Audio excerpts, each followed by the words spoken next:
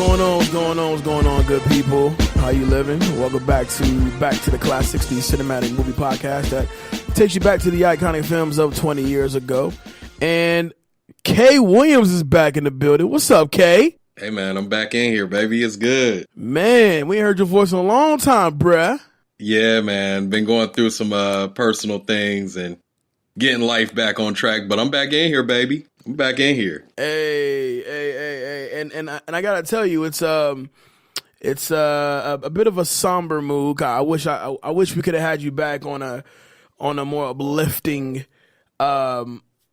episode, but I feel like this episode is more important than anything else. For those who have been following the news these last so today's Tuesday, we're doing this show, so the show comes out Thursday. So the last 3 days or so, here in Las Vegas, which is, the birthplace of Beat Network, and furthermore, 90% of our staff is from right here in Las Vegas. So this past Sunday night, there was a country music festival, Route 91 Harvest Music Festival, that took place across the street from the Mandalay Bay on the Las Vegas Strip. And it was a closing night, and it looks like Jason Aldean was the headliner for that show. And it was a festival that people came together, enjoyed some good old country music, enjoying themselves in the city, and in the blink of an eye, a coward decided to basically go crazy, shoot out, break out the windows at the Mandalay Bay from the 32nd floor, and just start shooting crazy at the people below him. And with this show, we talk about movies, and the movie we had planned on doing, today was Kiss the Girls with Morgan Freeman. But oh yeah, one of the original Alex Cross movies. Absolutely. But I feel as if being a resident of Las Vegas, it wouldn't feel right.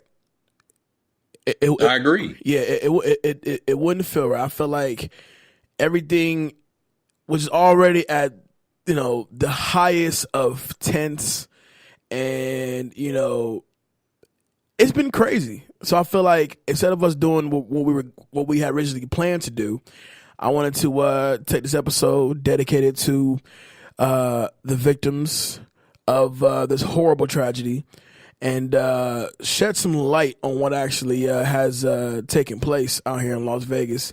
And then, of course, giving a shout out to all the first responders who were out there first when everything first started going down. So, Kay, you being in Atlanta, when you first heard the news that this horrible act took place, what did you think? So I definitely had, I worried, man, because, like you said, 90% of the Beat family is in Vegas. Right. So in actuality, you all are the only ones I know in Vegas. So automatically I was like, let me check on family. But I was asleep when it happened. So when I found out via Facebook, I was like, let me check on everybody, see what's going on. Luckily, everybody had already posted in saying they were good. Right. So right. I was grateful. Yeah, I mean, first things first, being a resident of Las Vegas, hell, really being a native of Las Vegas, I went to high school here, and my best friends are here. My daughter was born here, so really Vegas is home. No matter which way you want to spin it. And as a local of Las Vegas, most locals will tell you, unless you work on the Strip, you're going to a concert on the Strip or a club on the Strip. You got people in town that want to go down to the Strip, whatever the case may be. Most locals, unless it's a good reason, they don't hang out on the Strip all that often. You know, it's very rare. However, on the flip side to that coin is on a random night, like a random Sunday night, you're off work the next day and you're hanging out with your people and you're trying to find something to get into. It's a good chance you'll end up on the strip because, you know, a lot of the core fun, if you will, is on the strip. All your events happen there. Stuff that you can fall into is on the strip. So, when we heard about it, we were over at a friend's house, me and Los, and even driving to that friend's house, we seen like 9, 10, 11 squad cars just shooting down the freeway, like gunning it down the freeway, like something's up, like something's really going on. And we were probably at my friend's house no more than about 5 minutes when all of a sudden everybody's phone just starts going off, active shooter. You know, there's an active shooter on the strip. So did it go off like an Amber Alert? It wasn't an Amber Alert. You know, like how most of these things kind of go down. It was really just like, you know, Facebook. You got to credit social media for being on top of things as they happen. But you also got to give them shit because you also have these people out here who are, you know, either making up shit, you know, as they go. They're not 100% giving you the actual what's going on. Like, now, once again, I'm not a conspiracy theorist. I've never been close to a conspiracy theorist. I don't shade the people who are conspiracy theorists, but I mean, I'm not a full conspiracy theorist, but I do take what conspiracy theorists think. Yeah, you know, their opinions and their views, because some of it be like, I don't know, bro, that do make sense. Yeah, I mean, there are some things that will cause you to take a second look at, you know, to at least give a side eye look at for sure. But, you know, with this situation, you know, it's active shooters, it's more than one shooter, and he's at the Mandalay Bay, and he's at the Aria, and he's at Caesar's Palace, he's at the Tropicana, just various places. Now, mind you, all these hotels that people are naming pretty much carry out 50 to 60% of the strip. So we're talking about this is an active situation on the entire Las Vegas Strip, not just one location. And it's one of those things to where, you know, I look at it like, you know, and we live in a time to where mass shootings, though they're never a good thing to swallow, but when you hear about a mass shooting, say in Colorado or the issue in Florida or the Sandy Hook thing, it's like, it's sad and it hurts you. It touches you for sure. But it's a whole different thing when it hits you where you live. You know what I mean? Yeah. It's a whole, I'm with you. It's a whole different vibe because, you know, people, you know, I have friends in LA, I have friends, you know, all over the country, family all over the country. And of course, they're blowing up our line to make sure we're all okay because they know us. They know that living in Las Vegas, we can end up on the strip at any moment, at any time. Especially on a night where you just want to get out and enjoy yourself. You know what I mean? So right. I remember waking up that very next day and my phone and Los's phone and Truth and Lex and everybody who lives here in Las Vegas, their phones are going ape shit because everybody wants to know, listen, are you okay? Like, what's going on? Like, are you good? Are you good? Especially with me because everybody knows I'm a fool for live events, live shows. I love going to live concerts. You know what I mean? Mm-hmm. And I mean, granted, I probably wouldn't be at the Route 91 Country Festival, but you know, you never know.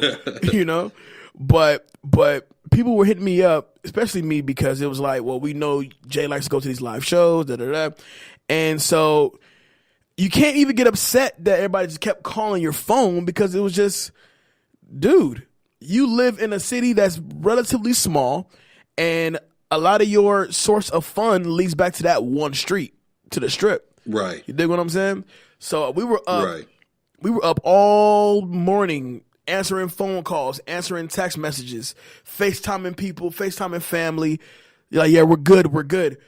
And then as we're up, no, I'm going too far. Actually, when I went to bed that night,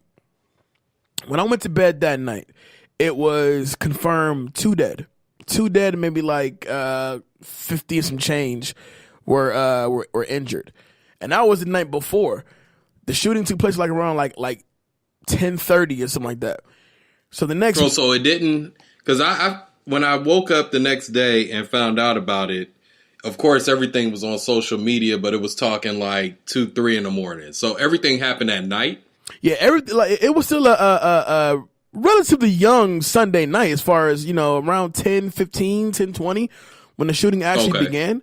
So when we went to bed that night, it was like 2 confirmed dead, and maybe a 50 and some change were actually injured. And that was when we went to bed. The next morning we wake up, we're now at 58. Or so, well, no, it was like maybe like 56, 57 at the time. Now we're at 59. But to have that number shoot up so rapidly, and then the injured shoot up so rapidly, it's like, what the fuck is going on? You know what I mean? Because, you know, and then of course, with all the videos that came out, as far as people who were at the concert, and I actually knew a few people that went to that concert. I know somebody. Oh, really? Yeah, I knew somebody that actually organized the concert. Her company organized that concert, and by the sheer will of God, on that Sunday she decided not to go. She went the first 2 nights, but didn't go on Sunday. 59 confirmed dead, over 500 injured, and then you look at these videos, and it's just mass hysteria. I mean, it's just complete chaos. Right. And, you know, Vegas is a city that, you know, that it's seen its fair share of fucked up situations. You know what I mean? But never have we ever experienced this. You know what I mean? Like, just to see what the vibe would be like today. I drove down the strip today, and even to this day, even today, the Las Vegas Strip is still closed from Tropicana Boulevard to Russell Boulevard, which is basically, let's just say for you, it's let's say it's closed from Tropicana Hotel down to Mandalay Bay, which is where the initial shooting took place, right? Okay, so it's still closed right now. It's still closed right now. I mean, the good majority of the strip, like a good 85% of the strip is currently open and running. But, you know, when this situation happens in the city that you live, you know what I'm saying? Like, you're not even down there, but you know so many people in town. You probably know people that probably went to this event. It affects you as if you were down there. I mean, it just affects you. And your heart cries and bleeds for the city. You dig what I'm saying? Because we've never experienced something so violent and disgusting. You know what I'm saying? And like I said, I drove down the strip today. Not too long after taking my daughter to school. I drove down the strip, and just the vibe of the strip. Now, there was a candlelight visual last night, if I'm not mistaken. Yeah, it was. And just driving down the strip today, it was such a cold vibe. You know, usually, no matter what time of day or the week, the strip usually has foot traffic, no matter what's going on. Like, there's people walking around regardless, whether it's hot, cold, windy, sunny, rainy. People are walking around the strip regardless. 'Cause that's what Vegas is known for. But today, you know, you drive down the strip and it's practically a ghost town. I mean, there's still foot traffic out there, but nowhere near as close as what you're used to seeing on the Vegas Strip. You know what I'm saying? Especially when you have other events coming up out here that would, you know, warrant a lot of foot traffic. You know what I mean? Right. So now, what are they saying about the shooter himself? I know I've heard he died. Yeah, I don't want to give the shooter too much shine, but his name was Stephen Paddock or something like that. He was 64. He's a fucking coward, dude. That's all only thing I really even want to speak on him, because, you know, and what kills me about this whole situation is that they're trying to spin this like he's not a terrorist. You get what I'm saying? No, he's definitely a terrorist. No, he even the white kid that shot up the church was at the end of the day considered a terrorist. No matter they what. They got to give this guy his name and as a terrorist. No matter what. I don't care how old he is or what his race is. Terrorist attack is what he should have been labeled as. No matter how you spin it, you know what I mean? But like I said, I don't want to give him too much anything. Like even speaking his name today, it makes me want to gag, really. But we are known as the party town. We're known as the town where people come out here and they go to the clubs and they come in to gamble and whatever you need you can get right here in Las Vegas. And I've never seen people, whether they was involved at the concert or not, I've never seen people just rally up and to help their fellow man. Like, yeah, it was a shitload of ambulance out there. There's a shitload of bunch of police out there, whatever. But then you also have people in their pickup trucks, you know what I mean, grabbing as many victims as they can to get them over to the UMC or whatever surrounding hospital you can get the people to. And right, I saw that on the news that people were lined up. And last time we've honestly seen that was what? 9/11? Probably 9/11. I mean, I want to say the people in Florida after that Post nightclub shooting, they rallied together to take care of who, they rallied together so they can, help each other out.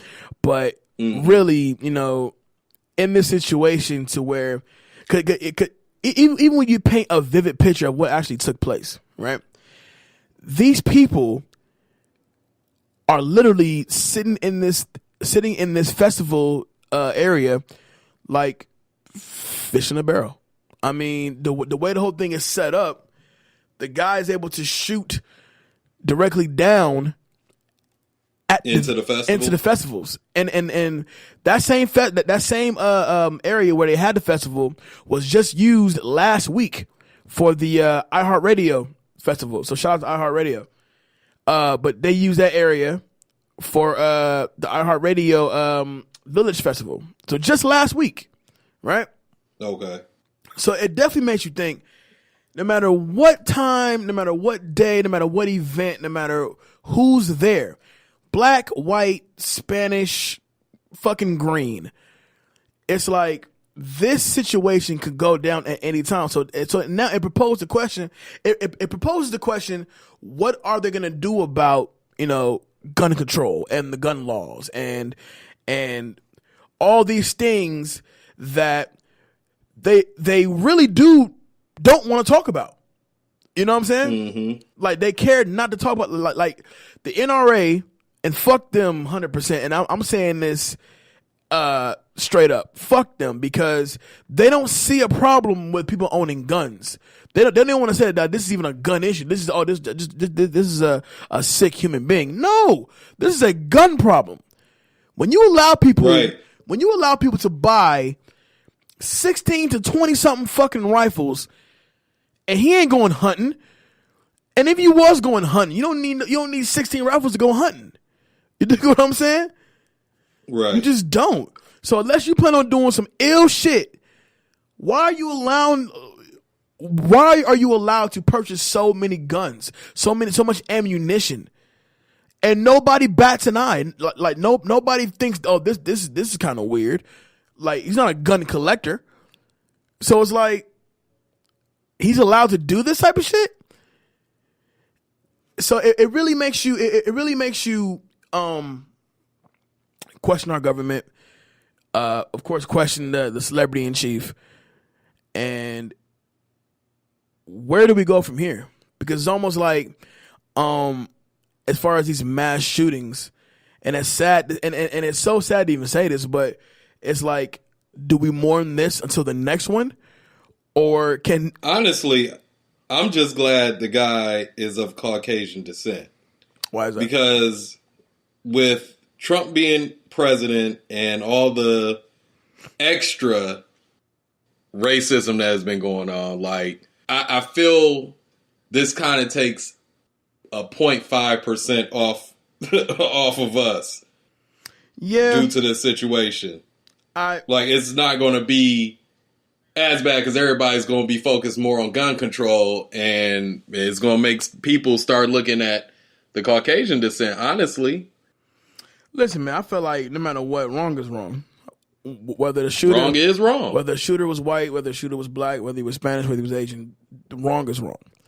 And I feel like the color of the perpetrator's skin really shouldn't make a fucking difference. I feel like at the end of the day, this all boils back down to guns and the fact that people can own guns. Like, you can literally be a mentally ill person. You could be on paper as mentally ill and still own a gun. You could be on the no-fly list and still own a gun. You dig what I'm saying? So it's so many things that needs to be corrected in this country, and you would think our government would jump onto that and do it. And mind you, we are a fucking movie show. We don't talk about this type of shit. We don't. Right. This is not our thing at all. But this situation has drained everybody in this city and everybody across the U.S., everybody across the world, has drained us so emotionally. Like, we can't, like, to the point to where even yesterday we couldn't even like watch the news anymore. Like, it was on all day. I mean, all day. Yeah, something like this is definitely going to stay on all day. Yeah, all day. You know, every channel, to the point to where you just like, God, I can't take no more of this shit. And then more and more, you know, you want to know about, you know, the victims, you know, the ones who unfortunately lost their life that night, just to make sure you don't know anybody, you know, right. and it's sad regardless. But, you know, I had to make sure, like, you know, I didn't know anybody personally who passed away. And, you know, and did you attend the vigil?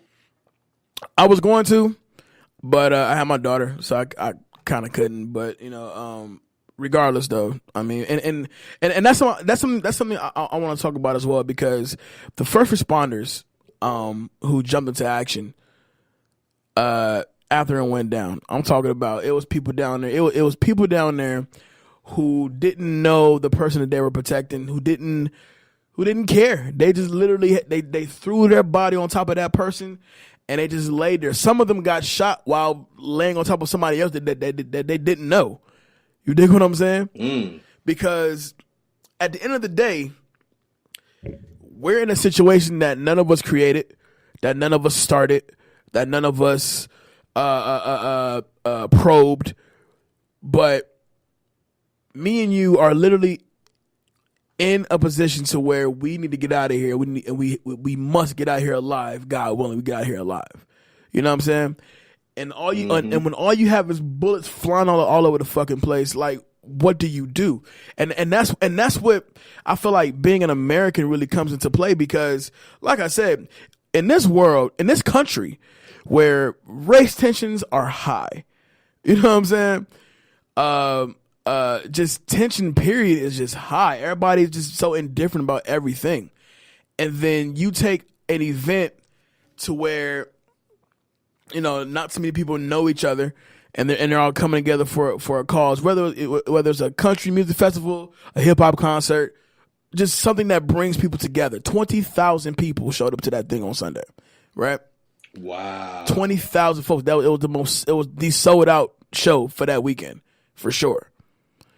So you take these people who don't know each other from shit, and then a coward aims at you the same way he's aiming at everybody else that's surrounding you, and you don't know them either, and he's just letting loose with the bullets. You don't know this person, but you make sure that person's not going to die today on your watch. You may not even be at the actual festival, but you know what's going on, so you volunteer your car. You dig what I'm saying? Mm-hmm. It was so many people on the news today and yesterday, and today and yesterday, that's saying they wouldn't be alive if it wasn't for someone at the festival, or just regular citizens driving by. You know what I'm saying? Just regular people driving by that knew what was going on, so they jumped out. Some of them who were in the festival, managed to get out and get their loved ones out and get them to a safe place, and then went back to help out other people. Which definitely is a blessing. That's that's a blessing. That's America. That's what we're supposed to be standing for. That's what we represent. You dig what I'm saying? Especially here in Las Vegas. Like, every community is different, but here in Las Vegas, we're supposed to represent that unity. Like, yeah, we have our differences, but in the light of a tragedy, that's still pretty much carrying out to this day. Because, like, the dude he was dropping some bullets on these people. I mean, he was raining bullets on these people. You dig what I'm saying? And instead of you, thanks to people who were there, who put it on like social media sites like Snapchat, Facebook, I was able to see what was going on. You know what I mean? Or at least hear, I should say. Right.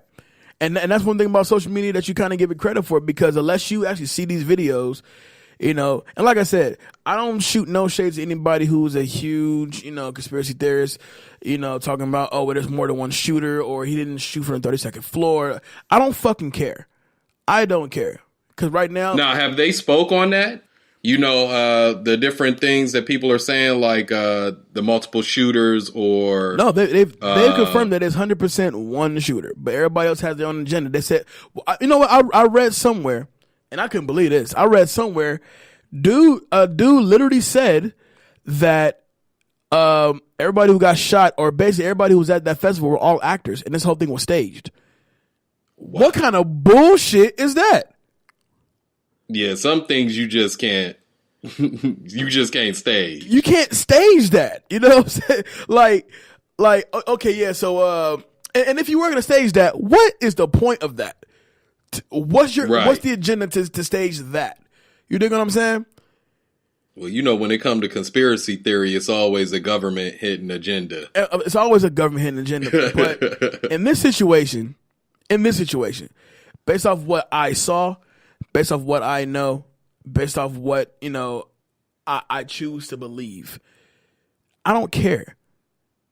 You know what I'm saying? Like, I definitely do not give a shit. What I do give a shit about is people who were either at the concert and they got their people out and went back to help other people, or I care about the people who weren't even at the concert, but they heard the shots, or they just found out what was going on, or they just see what was going on as it was going on, and they jumped in and they helped out immediately. And then the very next day, the Red Cross had maybe, I want to say, like 6 locations to where you can donate blood, because they needed blood badly, right?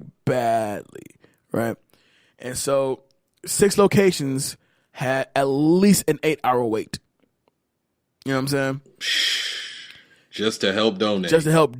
You know what I'm saying? I went down there after I dropped my kid off to school. I'm like, damn, this is a long ass wait. This is worse than DMV. But you said 6 to 8 hours? It was a 6 to 8 hour wait to go donate blood. But I bet you the lines were still wrapped around the corner. Still. Even today, they're still packed as all hell. And I read somewhere that they're good on the blood. Like, they got all the blood they actually need. But yeah, people are still trying to do it. And once again, it just reminds you that even in the face of tragedy, that people can still come together for people that you do not know, but it's 100% for a good cause. And we're not gonna just lay there and just let, you know, evil win.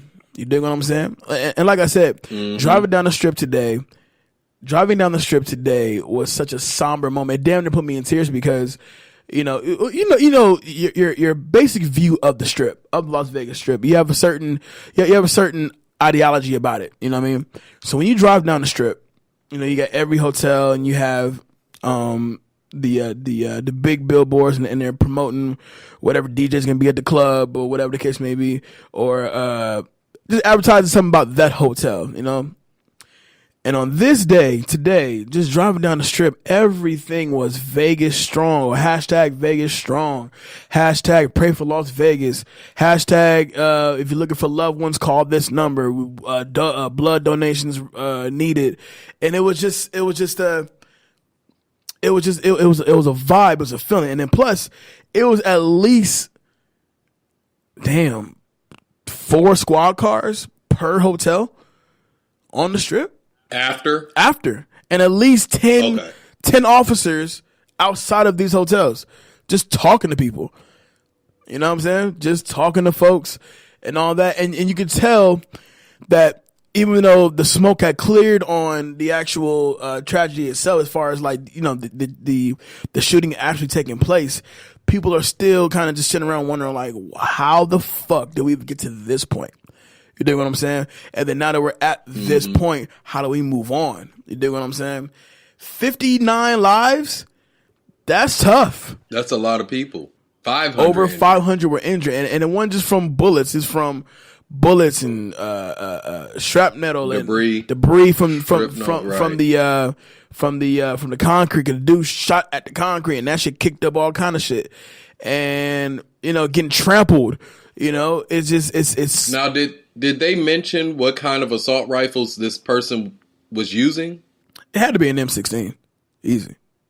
Because I mean, you know, things like that, like it makes you wonder what's the purpose of being able to purchase those weapons from a gun store. Once again, unless you about to go out there and go hunt some deer, you don't need 16 fucking rifles to do it. You know what I'm saying? But not even that. Why do you need an M16? Exactly. Or why do you need an AK-47 to go hunting deer? Exactly. That is creepy. You know what I mean? Like that. Those are the type of things that I want to hear about when they talk about this gun control. You know, 9mm. You know, handheld handguns, yes.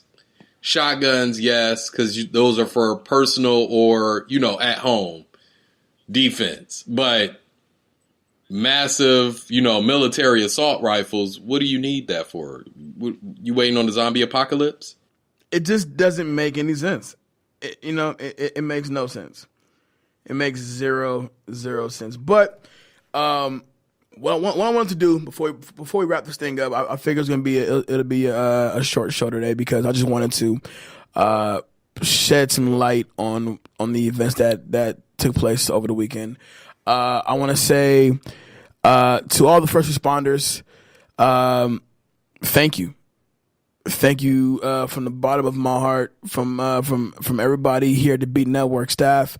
Once again, that could have been any one of us. That could have been any one of us at any location. You know what I'm saying? And thank you to the volunteers who helped put people in their trucks to go to the hospital. Volunteers, people who donated food, who donated sandwiches, you know, and thank you to the Las Vegas Police Department, Metro Police Department, North Las Vegas, Henderson.